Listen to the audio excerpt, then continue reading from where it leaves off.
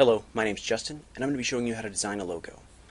First of all, we have to start with the design principles. Anytime you create something new that you want to be unique, you need to follow the design principles. First of all, you need to define the problem. If it's a new product, the problem would be getting the information out there, getting people to know that the product exists. And if I'm creating a logo, what I want to do is, especially if it's for a new company or a company trying to change their logo, I need to figure out whose actually is it for. Is it going to be for a company for a senior citizen home? Then I don't want to use powerful graphics. I don't want to make it very brightly colored. I want to set it for the people that are using it. Demographic is very important because if you build for the wrong demographic, your product will not sell. 18 to 34-year-old males, 14 to 16 females. There's an entire set of demographics, and knowing who you're building this for is very important. The next step, once you've defined the product and defined the problem and figured out what your problem is to go to research. What has everyone else done?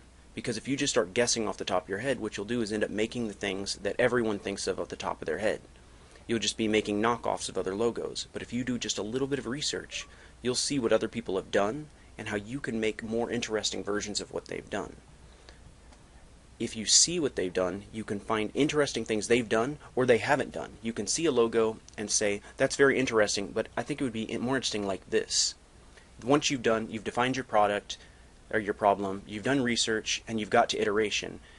Iteration is the part where you make lots and lots of variations. Well, sometimes you'll make hundreds of logos to find the perfect one. Your first 10, 20 ideas are almost always just a rip-off of something else somebody else has already done. So if you say you have an Apple company and you make an Apple logo for them, well, that's very lazy.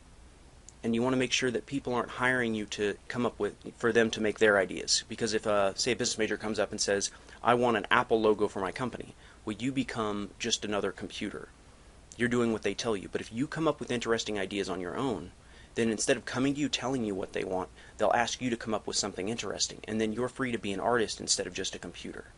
Iteration is one of the most important parts because it has you playing with a design over and over and over again until you figure out what is important and what is interesting, and then you go through, and the finalization part of design, once you've done all the other steps, is you go through all the work that you've done, you look and find the ones that work the best, and then you recombine them, trying to create the most interesting logo you can.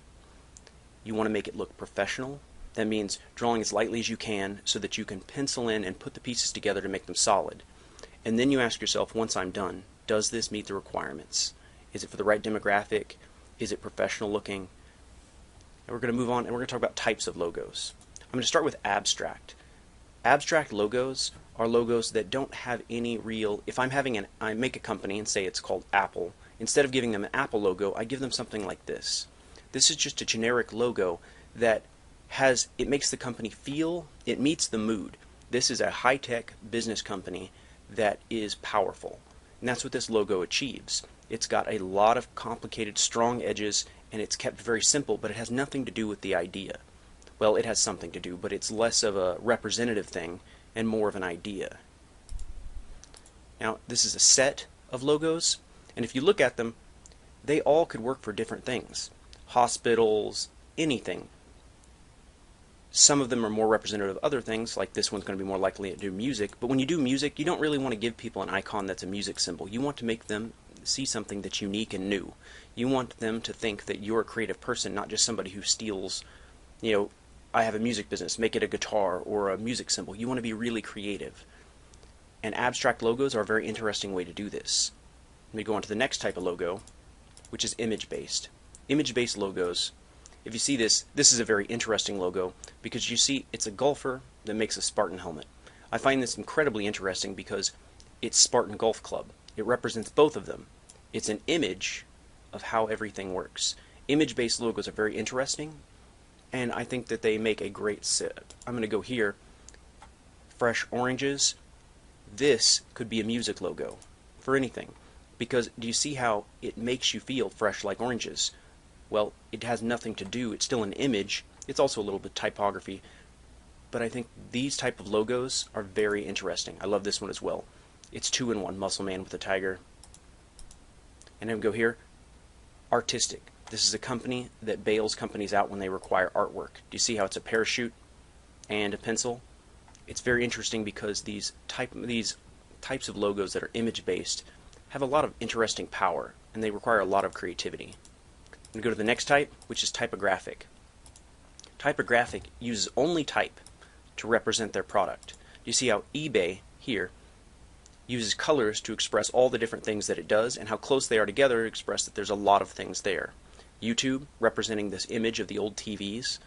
Subway, that you get in and get out very quickly. You've got Skype.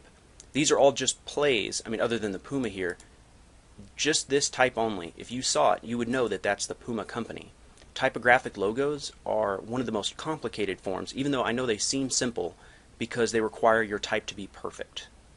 Everything has to be exactly the right spacing. Type logos are the most difficult. Whenever you're designing a logo, there's some things that you need to consider. Logos are almost always mixtures of the three types. Very rarely do you just have one type of logo, just a type-based logo. I mean, it's happening a lot more with companies like Google, but usually you're going to have a logo should be a picture that's interesting. It can be abstract or it can be representative, and then it's got its name underneath it or to the side. Logo should also have as few colors as possible. The more colors you make, the more expensive it is to put on business cards, because every color you add to a business card or anything is going to add to how much money it costs. So you want logos to be as few colors as possible and interesting. I want to talk about color choices. If you see this, whenever you're thinking about the colors that you're choosing, now these information right here is not really true, but if you can see how these colors, you see these purples? There's lots of different purples. This one has a little more pink in it. This one has a little more blue. Same with this one. And as you go into here, there's lots of different reds and oranges. As you think of color, you'll start noticing that yellow and yellow, there's lots of different yellows. And as you see these colors, yellow does seem optimistic. It seems nice. Red seems powerful. Orange seems unique. Purple means special, something that's very, very unique and special, something that usually costs more money. Blue, trusted. Green, peaceful. And then you get the grays that represent more of just everything can go. And then you get people that mix a lot of colors together. But usually, do you see how most of these logos, 1, 2, 3 colors? One color, two colors, there's 3 different greens. You want to keep your logos simple, and this is true for all graphic design. You don't want to use too many colors because it will kind of blows people out of the water. Now I want to talk about, now once we've got color choices and you've got logos, what you need to know is how to build logos. You need to sketch lots of them, and you need to do lots of work to figure out which colors go with your piece and which ones don't work. Designing a logo is complicated and time-consuming, but it doesn't mean it can't be done. As long as whenever you're done, you have a logo that feels solid and professional and still works for you. I hope this logo tutorial's helped you. Have a good day.